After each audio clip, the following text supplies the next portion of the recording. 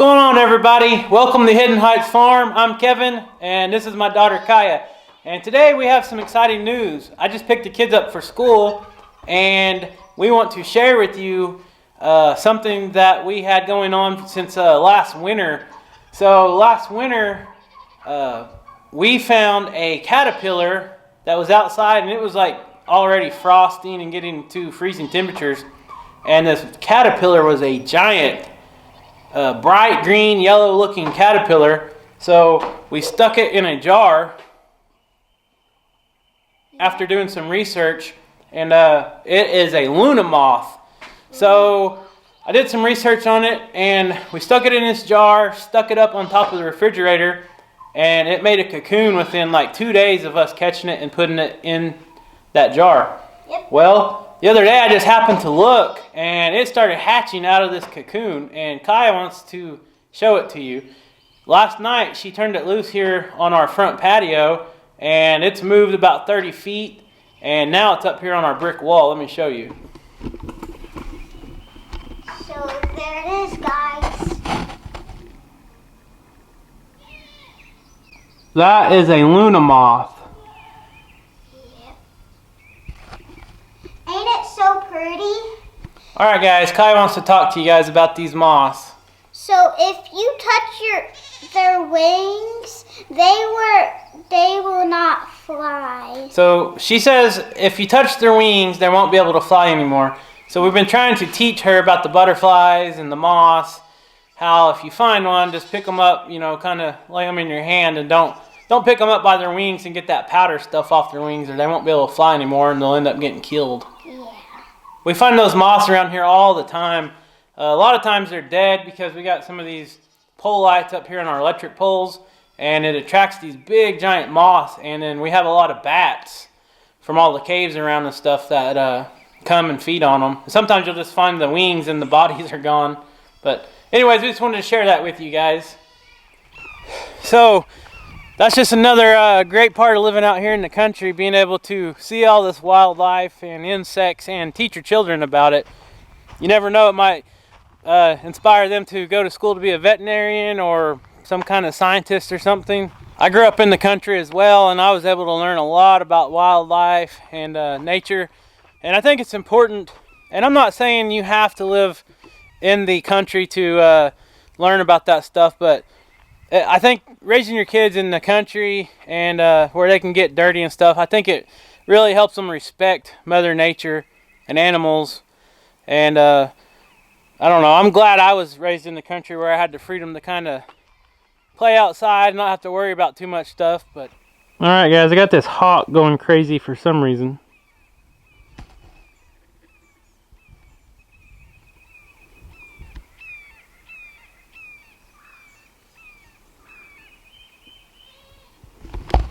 Okay, so a lot of people that's been watching my videos been asking for an update on the truck. Have I got it running? Yes, the truck is running, and yes, I got the dump working on it. So I took the cylinder off, took it into a shop, and they had to rebuild it, put new seals in it, and this and that. Well, I brought it home, put it on, everything worked great. But when I lowered it, it bent a fitting that goes into the cylinder, and the reason is I put it on right, but the cylinder shop, there's a port on top of the cylinder cap that's supposed to be on the bottom, and they didn't rotate the cap all the way, so the port actually came out on top. So when I dropped the bed, it bent that fitting. So now I got to take it off again, take it back to the shop, and they're going to fix it for free, of course. But maybe one day I will be able to get this thing going to where we can actually put it to work. So this year we are way behind on our garden and our vegetable plants.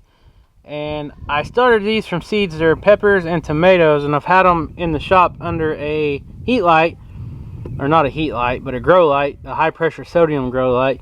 And man, they're just not growing anymore. So I brought them out today to get them some natural sunlight. I've been talking to Mark over at Bumblebee Junction, since he's very knowledgeable in plants and gardening and this and that, and asked him what I need to do to get these plants to grow faster and grow bigger. And he says to try this Miracle Grow potting mix. So I ordered some from Amazon, and I got that in, and that's something I got to do this weekend. I got some other seeds that I'm gonna start as well. And like I said, we are super late from getting our garden in this year, but we kind of wanted to take a little break from it and reanalyze how we are going to do our garden. Normally, I just tilled up that big area that you guys have probably seen in some of my past videos. But if you guys have checked out Bumblebee Junction's YouTube channel, man, they are doing it right. They have all those awesome looking raised beds. We have one of those raised beds we have not assembled yet, and we want to use some of those. They're just so expensive. It's kind of hard to buy them all at once, so I might just get some treated lumber this weekend and start putting some raised beds together. And then you got to worry about getting your soil and your dirt and all that good stuff into the raised bed. So we got a lot of work to do, but hopefully we're not too far behind. We can catch up and get some of these plants in the ground. All right, so I had today off and I recruited some help, and I finally got the whole west side of our fencing project completed. Got all the clips on and got one roll of wire pulled, which it was about 300 feet. And like I said in my last video, this 4x4 wire, it's the goat and sheep 4x4 field fence, 4x4 squares, 48 inches tall. One roll of this weighs 261 pounds, so for a person to manhandle it is super hard. And then if you add that steep terrain that we've been working on, it's almost nearly impossible and super dangerous. But I'm going to show you guys what I rigged up here on my Polaris Ranger on our side-by-side to make the process go a little easier. Alright, so I took some angle and some of the stainless pipe and built me a little bracket here. These Rangers in the beds, they have these holes in the side of the bed where they make things that you can set in there. So I made this to where it lifts out. And I welded an arm up here and put this little collar in here, and this pipe just slides through there. And it allows this fence, you can tie it up to a corner post and just take off driving and it rolls right off. And I tried it out today, and man, there's no better way to do this that I know of. A little redneck ingenuity here, but it worked out for us because there was no way I was going to be able to do it without some way of rolling it off better. So if you guys are fixing to put up some fence, you might look at doing something like this if you don't have a better way. And I also wanted to give you guys an update on the compost pile. Man, this thing has really been breaking down. I finally turned it today with the tractor. I got that grapple in the front loader of my tractor, so I just picked it up and kind of turned it up a little bit. And it's like 75 degrees today, so it's kind of warm and starting to dry out. I need to add some water to it, but I think it's ready to start adding into some raised beds, get it mixed in with some other topsoil and such, and I think it'll work out great for us.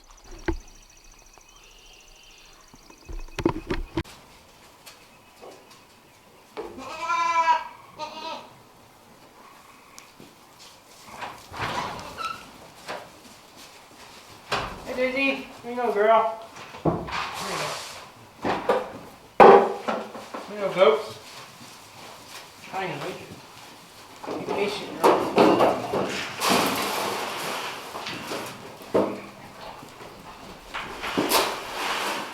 All the same. You know, Daisy, huh?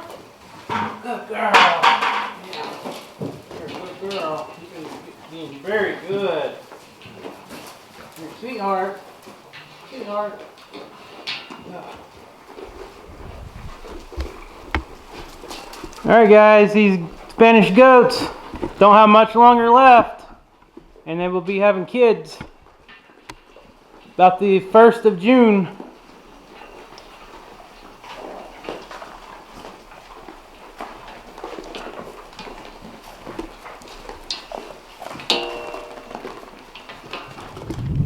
And the bees are out in big numbers. They're doing their job. They are coming in like crazy with tons of pollen. All kinds of pollen. So they're out pollinating all the wildflowers and all the wild trees.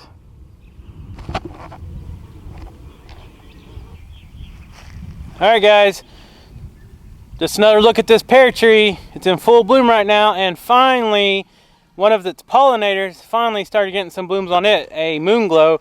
This one right here behind me, that's all in full bloom, is a Bartlett pear tree. And this is a moon glow. And it's finally got some blossoms opened. And these moon glows are pollinators to the Bartlett.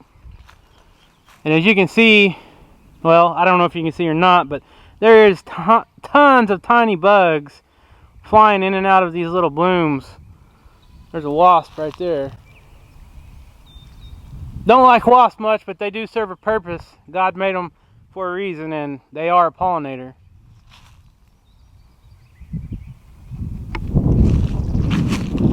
There's another one up here on this one.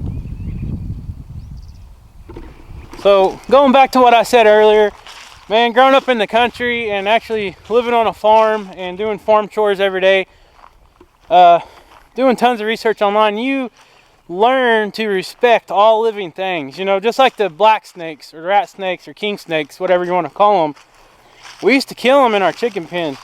And one time I killed a black snake. I chopped it in half with a machete. It was about 5.5 foot long. It was in the chicken pen, scared the crap out of me. And I used to keep a machete in there.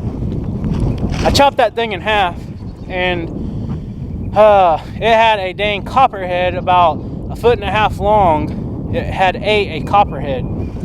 So since that day, I learned pretty quick that I will share all of our extra eggs with any black snake. They are welcome here. So, you know, God creates all creatures for a reason, and we just got to learn to live with them.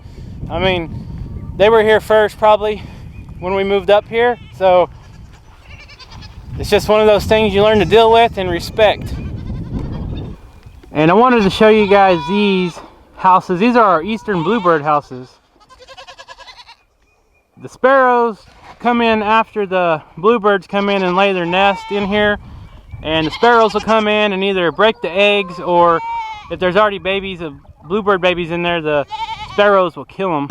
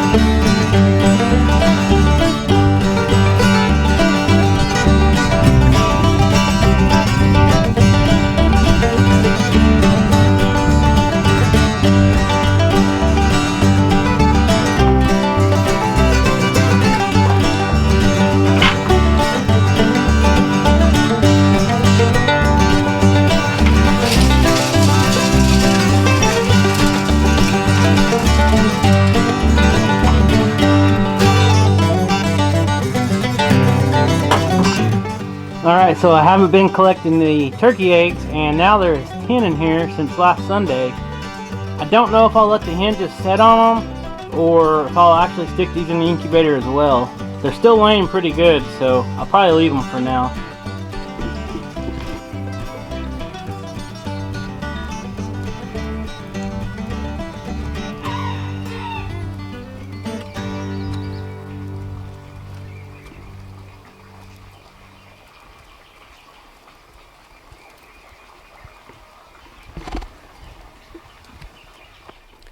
Alright, so that's all I got for today. I've got to get around and get the kids to baseball practice, and Kaya has a baseball game. So we just wanted to share that moth with you. We thought that was pretty cool that it lived in our house all winter in that cocoon from being a big old giant caterpillar. I'll try to post a picture up of what those caterpillars look like, and you've seen what the moth looks like now, but we wanted to share that with you. The kids were excited. Kaya was really excited. She loves bugs.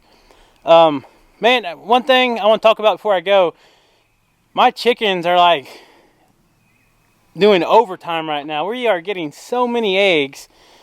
I don't know where all these eggs are coming from. So if you guys live close to me and need some eggs, or you want some hatching eggs, these are all fertile eggs. They're just random laying hens is what we got. We don't have any standard breed chicken.